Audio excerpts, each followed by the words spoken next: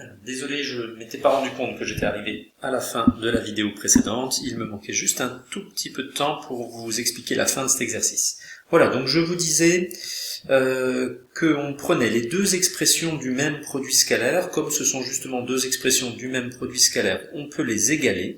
On obtient une équation dont l'inconnu est le cosinus de l'angle MBF. Et si on trouve le cosinus de MBF à la calculatrice, on trouvera forcément l'angle MBF. Alors, première chose, c'est que je peux déjà éventuellement multiplier tout par 7, et j'isole le cosinus de MBF, qui est égal à 5 septièmes divisé par racine de 35 sur 7, ou si vous préférez, à 5 sur racine de 35. Alors, on peut écrire ce nombre plus simplement en multipliant en haut et en bas par racine de 35, et ensuite, en simplifiant par 5, on aura racine de 35 sur 7. C'est la même chose, mais si vous simplifiez pas, ça ne vous empêche pas de travailler à la calculatrice.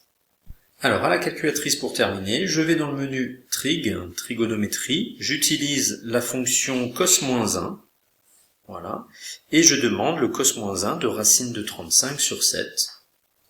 Donc je vais taper racine de 35, j'oublie pas de sortir de la racine, divisé par 7, et j'ai oublié de vérifier si ma calculatrice était bien en degrés, je vais quand même le faire, j'ai bien fait, j'étais en radian, donc je me remets bien en degrés, voilà, je sors, et je valide mon cosinus de cosinus -1 de racine de 35 sur 7.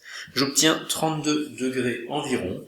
Je fais attention à l'arrondi qui m'était demandé, je crois qu'on demandait une valeur en degrés, je vais donc arrondir à 32 degrés. Voilà.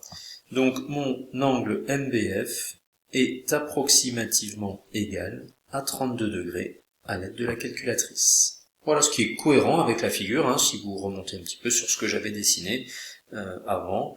Alors évidemment, je ne peux pas faire une vérification précise, mais si j'avais trouvé quelque chose du style 125 degrés, je me serais posé des questions.